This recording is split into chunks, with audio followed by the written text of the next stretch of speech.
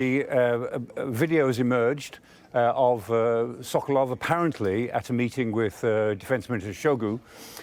We've looked at the video, it's not very clear, and it jumps around quite a lot. We've located the person on the video who looks most like Sokolov, and it may be him, but it's not a completely clear match. It's the person on the left there.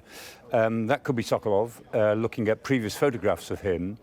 On the other hand, there's still no proof that this video is really current. There's a lot of evidence that Sokolov was in the building that was hit on Friday by a couple of Storm Shadow missiles.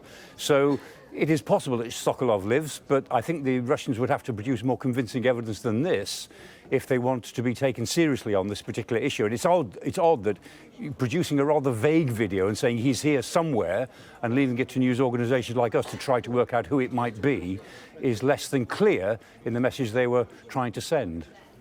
Turning more broadly now to the front line, what's the latest strategically on the ground? Well, on the ground, things are really very interesting.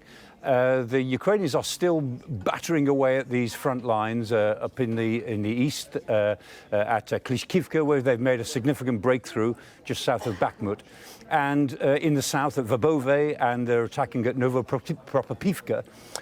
And what's interesting is that the Russians have clearly moved quite a lot of units from the northeast down to the south to actually strengthen the area around Tokmak, south of Kyiv, where the real battle is now going on. And this is the difference in strategy here. The Russians are trying to hold on until the bad weather comes, and they've put everything, pretty well everything, onto the front line.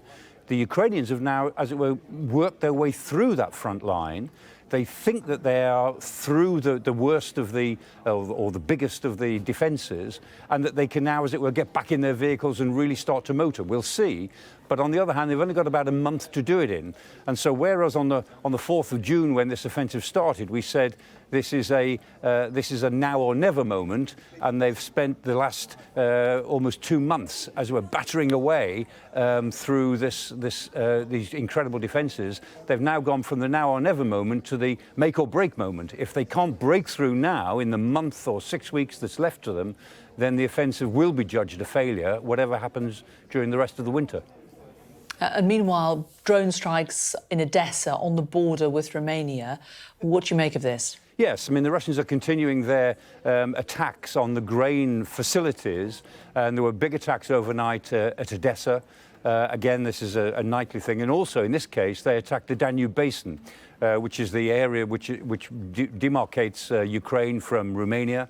And they attacked or hit the ferry crossing, which actually affects both countries. Whether that was an intentional hit or not, I'm really not sure.